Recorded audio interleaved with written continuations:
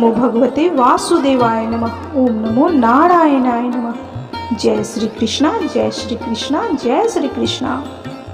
भक्तजनों, बंधुजनों, आप सभी का आपकी चैनल ब्राह्मण देव कन्या में बहुत बहुत स्वागत है। आज हम इस वीडियो में कार्तिक मास महात्म्य की कथा सुनेंगे। इस कथा के श्रवण मात्र से आपके जीवन की सभी समस्याएं, सभी दुख, सभी कष्टों से आपको छुटकारा मिलेगी। तो चलिए कथा शुरू करते हैं। बोलिए जय श्री कृष्णा। एक ब्राह्मण और एक ब्राह्मणी थे। वो 7 कोस दूर गंगा जमुना स्नान करने जाते थे। रोज इतनी दूर आने जाने से ब्राह्मणी थक जाती थी। एक दिन ब्राह्मणी कहती है कि काश कोई हमारा बेटा होता तो हमारे घर भी बहू आ जाती और घर वापस आने पर मुझे खाना बना हुआ मिलता, कपड़े भी धुले हुए मिलते। तब ब्राह्मण कहता है कि तूने बात तो भली कही है, ठीक है, चल मैं तेरे लिए बहू भी ला ही देता हूँ। फिर ब्राह्मण बोला कि एक पोटली में थोड़ा सा आटा बांध दे, उसमें थोड़ी सी मोहर अशरफी डाल दे। उसने पोटली बांध दी और ब्राह्मण पोटली लेकर चल दिया।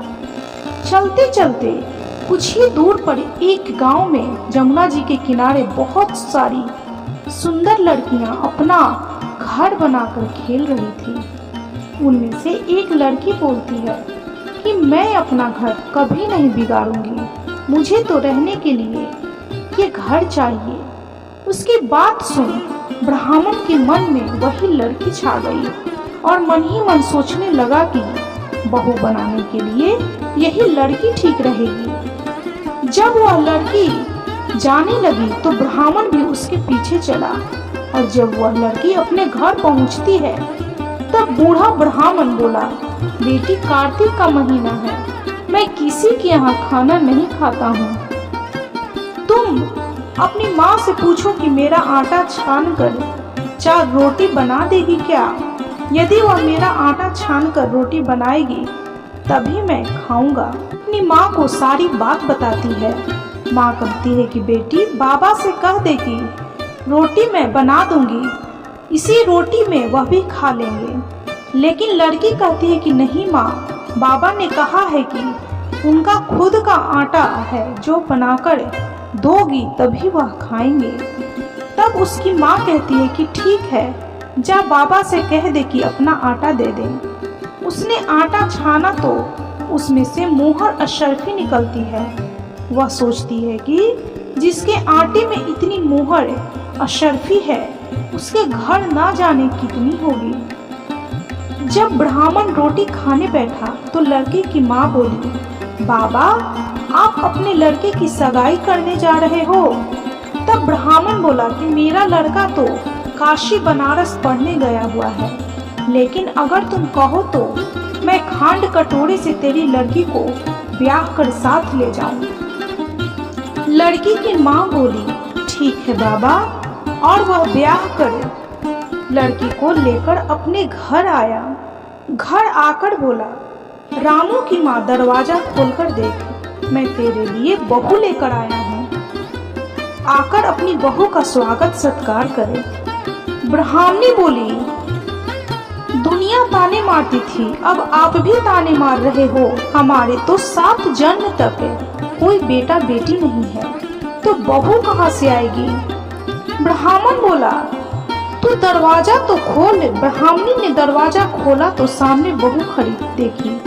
तब वह आदर सत्कार से बहू को अंदर ले गई।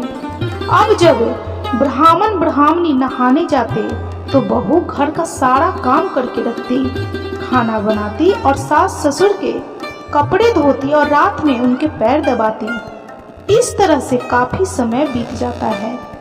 सास बहू को सीख देती है कि बहू चूल्हे की आग न बुझने देना और मटके का पानी खत्म न होने देना। एक दिन चूल्हे की आग बुझ गई। बहू भागी भागी पड़ोसन के घर गई और बोली, मुझे थोड़ी सी आग दे दो, मेरे चूल्हे की आग बुझ गई है। मेरे सास ससुर सुबह 4 बजे से बाहर गए हुए हैं और वे थके हारे वापिस आएंगे। मुझे उनके लिए खाना बनाना है। पड़ोसन कहती है, अरे तू तो बावली है, तुझे तो ये दोनों मिलकर पागल बना रहे हैं। इनका ना तो कोई बेटा है और ना ही कोई बेटी है। बहू बोली, नाना आप ऐसे मत बोलो, क्योंकि इनका बेटा काशी बनारस पढ़ने गया है। पड़ोसन बोली, अरे तुझे ये झूठ बोलकर लाए हैं, इनका कोई बेटा नहीं है। अब बहू पड़ोसन की बातों में आ गई और कहने लगे कि अब आप ही बताओ कि मैं आगे क्या करूं। पड़ोसन कहने लगी, करना क्या है, जब सास ससुर आए तो जली फूकी रोटी बना देना, अलूनी पलूनी दाल बना देना, खीर की कड़छी दाल में और दाल की कड़छी खीर में डाल देना। बहू पड़ोसन की सारी सीख लेकर अपने घर आ गई और जैसा पड़ोसन ने बताया वैसा ही उसने किया। जब सास ससुर घर आए तब बहू ने उनका कोई आदर सत्कार नहीं किया और ना ही उनके कपड़े धोए। जब सास ससुर को खाना दिया तो सास बोली, बहू ये जली फूकी रोटी क्यों है और दाल भी अलूनी है। बहू पलटकर जवाब देती है कि आज यही खाओ सासू जी, अगर एक दिन ऐसा खाना खा भी लिया तो तुम्हारा कुछ बिगड़ नहीं जाएगा। मुझे तो जीवन भर ही अनूठी रहना है। बहू की बातें सुनकर सास बोली कि आज तो बहू ने अच्छी सीख नहीं सीखी है। अब बहू फिर से पड़ोसन के घर भागती है और कहती है कि अब आगे बताओ कि मुझे क्या करना है। पड़ोसन बोली कि अब तुम सातों कोठों की चाबी मांग लेना। अगले दिन जब सास ससुर जाने लगी तो बहू अड़ गई कि मुझे तो सातों कोठों की चाबी चाहिए। तो ससुर कहने लगे कि दे दो इसे चाबी, आज नहीं तो कल चाबी इसे ही देनी है। हम आज हैं कल नहीं, इसलिए चाबी दे दो। सास ससुर के जाने के बाद बहू ने कोठे खोलकर देखे तो किसी में अन्न भरा है तो किसी में धन भरा है, किसी में बर्तन भरे हैं, सभी में अटूट भंडार भरे पड़े हैं। जब बहू ने सातवां कोठा खोला तो उसमें महादेव जी, पार्वती जी, भगवान श्री गणेश, माता लक्ष्मी जी, पीपल पथवारी, कार्तिक के ठाकुर, राय दामोदर, तुलसी जी का बिड़वा, गंगा जमुना बह रही है। 36 करोड़ देवी देवता भी विराजमान हैं और वहीं एक लड़का चंदन की चौकी पर बैठा माला जप रहा है। सब देख बहू लड़के से कहती है कि तू कौन है। लड़का कहता है कि मैं तेरा पति हूँ, दरवाजा बंद कर दे, जब मेरे माँ बाप आएंगे तब खोलना। सारा नजारा देखकर बहू बहुत खुश हुई और नाचती फिरने लगी। 16 श्रृंगार कर सुंदर वस्त्र पहन ओढ़ सास ससुर का इंतजार करने लगी। उनके लिए 36 प्रकार के पकवान बनाकर रखे। सास ससुर जब वापस आए तब उसने उनका बहुत आदर सत्कार किया, उनके कपड़े धोए, उनके पैर दबाए। बहू सास के पैर दबाते कहने लगी कि माँ जी आप इतना दूर 12 कोस यात्रा करके गंगा जमुना का स्नान करने जाती हो, थक जाती हो, तो तुम घर में स्नान क्यों नहीं करती हो। बहू की बात सुन सास कहने लगी कि भला गंगा जमुना भी घर में बहा करती हैं क्या। बहू बोली कि हाँ माँ जी बहती है, चलो मैं आपको दिखाती हूँ। उसने 7वां कोठा खोलकर दिखाया तो उसमें गणेश जी, लक्ष्मी जी, महादेव, पार्वती, पीपल पथवारी माता लहरा रही थी, तुलसी जी लहरा रही थी, कार्तिक के ठाकुर जी, राय दामोदर, गंगा जमुना बह रही थी। 36 करोड़ देवी देवता विराजमान थे और वहीं तिलक चंदन की चौकी पर एक लड़का माला जप रहा था। माँ ने कहा तू कौन है। लड़का बोला माँ मैं तेरा बेटा हूँ। बुढ़िया फिर बोली तू कहाँ से आया है। लड़के ने कहा कि मुझे कार्तिक के देवता ने भेजा है।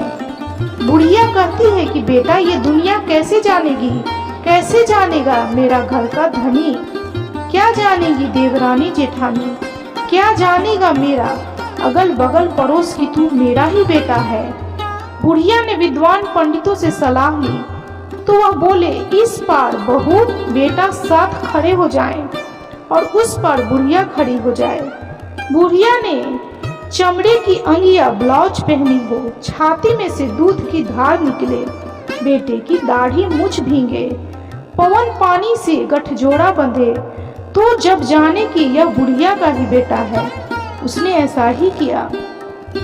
चाम की अंगिया फट गई, छाती में से दूध की धार निकली, बेटे की दाढ़ी मुछ भींग गई, पवन पानी से बहू बेटे का गठजोड़ बंध गया। ब्राह्मण ब्राह्मणी की खुशी का पारा न रहा, वे बहुत खुश हुए। हे कार्तिक के ठाकुर जी, राय दामोदर भगवान, जैसे बुढ़िया को बहू बेटा दिया, जैसे उनको सुख संपत्ति दी, उसी तरह से इस कथा को सुनने वाले सभी व्यक्तियों के जीवन में सुख शांति और समृद्धि देना। उसी तरह उनको भी बहू बेटा देना, उनका घर परिवार सुखी रखना। इस प्रकार यह कथा, कार्तिक मास महात्म्य की यह कथा संपन्न हुई। तो बोलिए कार्तिक भगवान की जय, भगवान श्री कृष्ण की जय, राय दामोदर की जय, समस्त देवी देवताओं की जय। तो भक्तजनों, बंधुजनों, आपको यह कथा कैसी लगी कमेंट जरूर करें। यदि यह कथा आपको अच्छी लगी हो तो प्लीज वीडियो को लाइक कीजिए। चैनल पे यदि नए हैं तो कृपया चैनल को सब्सक्राइब कर बेल आइकन को प्रेस करना बिल्कुल भी ना भूलें और कमेंट में जय श्री कृष्णा जरूर लिखें।